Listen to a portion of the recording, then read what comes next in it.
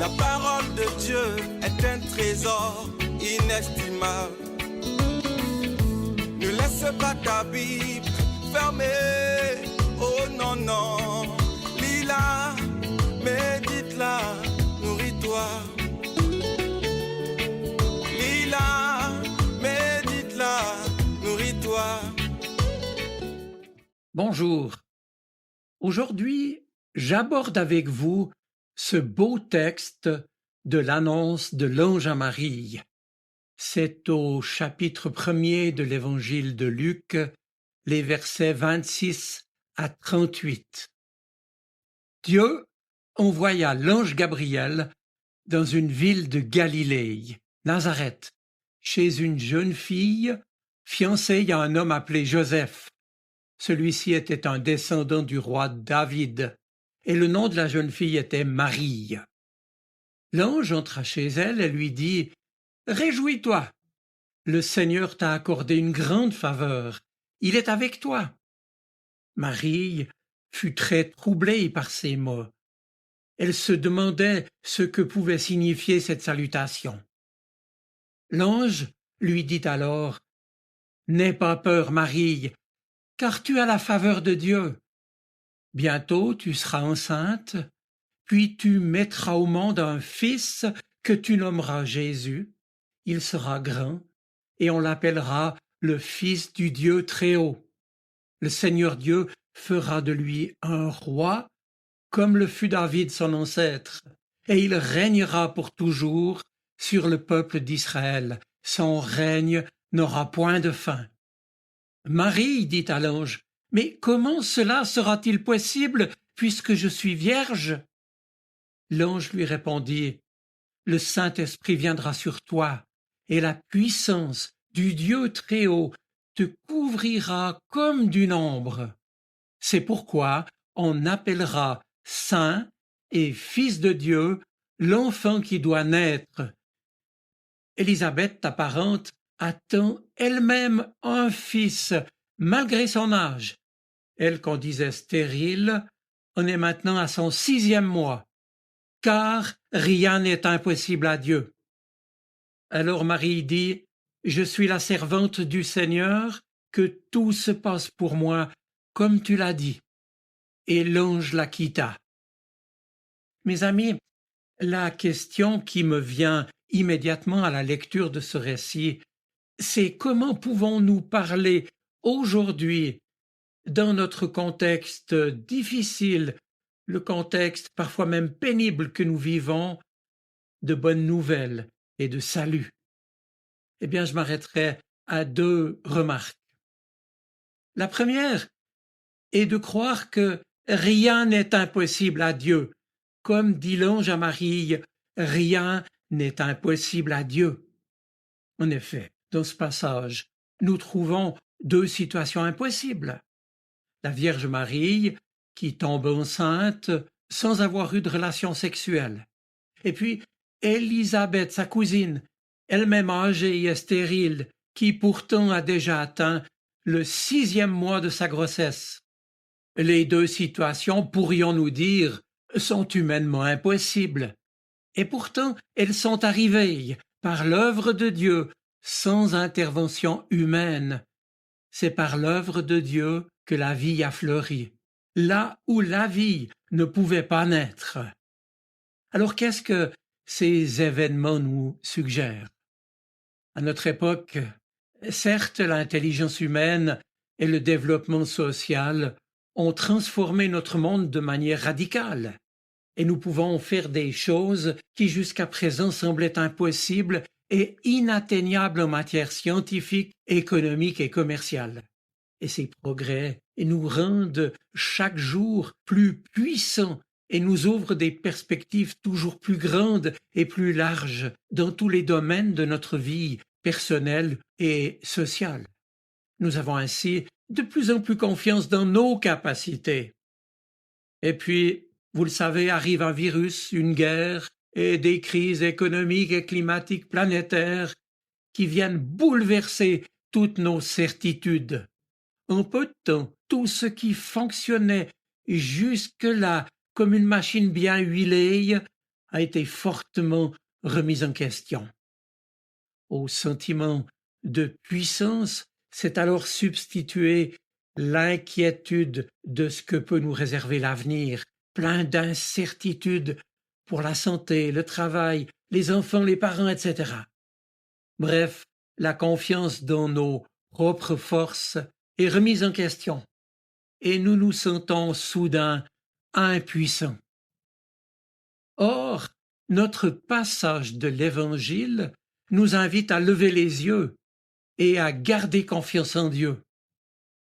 Sans doute pensions-nous que nous étions les seuls auteurs de notre propre destin et que nous n'avions besoin de rien ni de personne d'autre, et peut-être même pas de Dieu. Mais ce n'est pas le cas. Nous avons besoin de lui parce que nous sommes perdus tout seuls. Et la conscience de sa présence dans la vie de l'homme et du monde nous amène aussi à croire qu'à Dieu, rien n'est impossible et qu'il ne nous laisse pas seuls.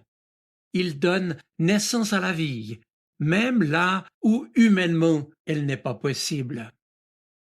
Me vient ici une citation de ce chrétien exceptionnel que fut Bernard de Clairvaux. La raison principale pour laquelle Dieu s'est fait homme fut d'attirer à son amour des cœurs humains qui ne pouvaient aimer que ce qu'ils voyaient et ce qu'ils touchaient. Il avait bien saisi le mystère de l'incarnation, le mystère de Noël.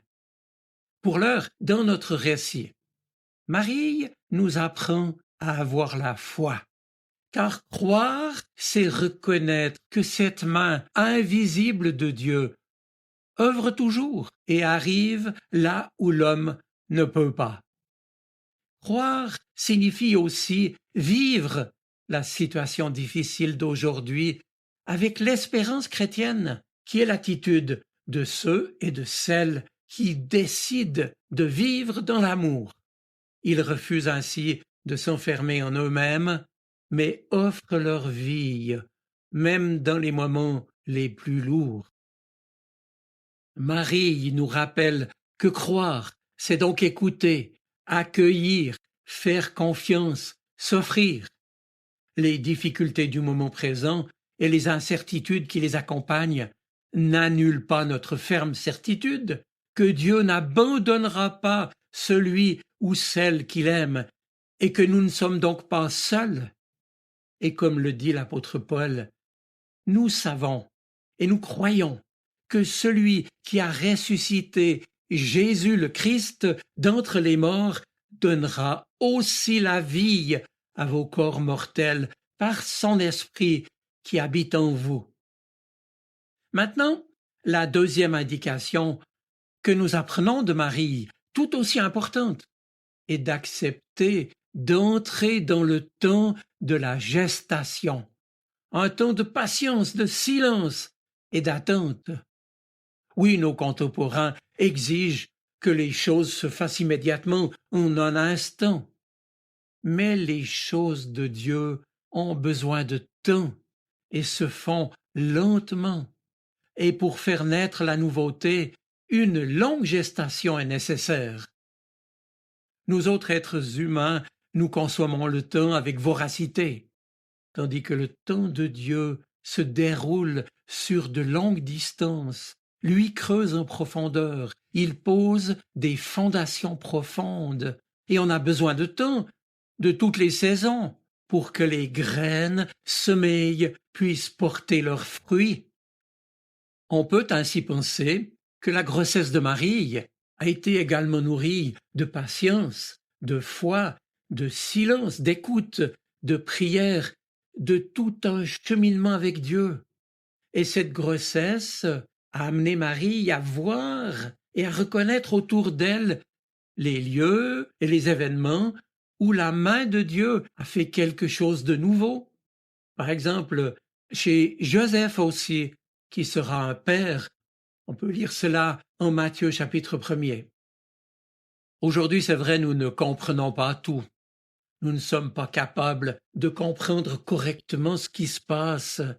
Et c'est peut-être l'un des éléments qui nous désoriente le plus, à savoir ne pas être capable de déchiffrer et de décoder le temps présent et de posséder en somme la clé pour l'interpréter.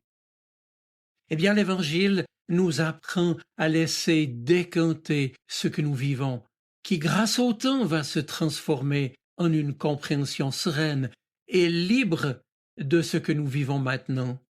Ce n'est qu'avec le temps que nous pourrons mieux comprendre et voir la présence et l'œuvre de Dieu agissant dans nos vies.